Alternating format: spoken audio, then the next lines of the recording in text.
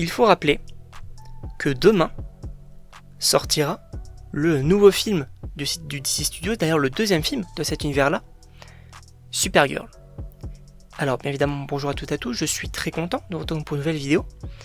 Sachez que oui, j'ai extrêmement hâte d'aller découvrir ce film-là. Pour le coup, j'attends de voir quand même justement le développement de cet univers-là, qu'est-ce que ça va raconter et tout. Franchement, je suis quand même plutôt chaud. En revanche, il faut revenir déjà sur l'avenir de Supergirl. Parce que oui, bien évidemment, donc c'est un personnage qu'on a notamment découvert l'année dernière dans le film donc Superman. Il y avait polémique au niveau de ce personnage-là en disant c'est pas forcément l'image que je me fais. Sauf qu'en réalité, c'est totalement corporate par rapport notamment par exemple aux comics. Mais surtout, c'est très cool d'avoir une version différente. C'est-à-dire qu'on a passé tout un film avec justement un Superman qui essaye, on va dire, d'instaurer un certain espoir par rapport à la population, qui essaie de faire les bons choix, d'être juste, etc. Et là, on a une Supergirl qui, effectivement, est totalement bourrée.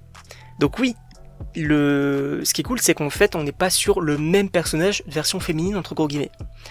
Par contre, il faut revenir sur, voilà, qu'est-ce que ça va évoquer par la suite, en tout cas, quelle va être l'évolution du perso. Parce que oui, là, on va voir son film solo, supposément qu'à la fin du film, bien évidemment, elle va quand même pas mal évoluer, et peut-être être devenir justement l'image de Supergirl qu'on se fait, donc une super-héroïne qui va aider les gens, etc. Peut-être avoir la notion des responsabilités, pourquoi pas. En revanche, concernant la suite, oui, Supergirl va continuer d'être l'un des personnages principaux de DC. Et ça, c'est très cool. Ça, c'est très cool parce que on pouvait se dire peut-être que maintenant elle va être un peu mise de côté, etc.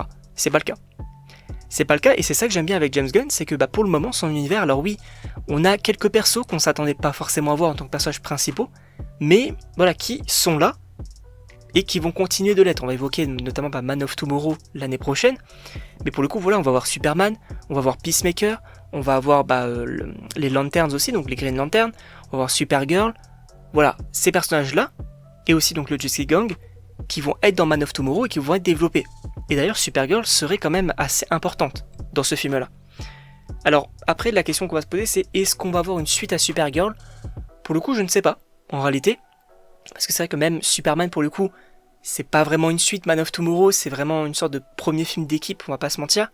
Mais, avoir supposément le succès du film ou non, c'est vrai que, alors, je m'inquiète un peu globalement, parce que c'est vrai que globalement, quand on a, en tout cas quand je vais donc au cinéma et qu'on a la bande-annonce de Supergirl, il y a plein de gens qui ne sont pas du tout intéressés par le film, et ne sont pas vraiment chauds.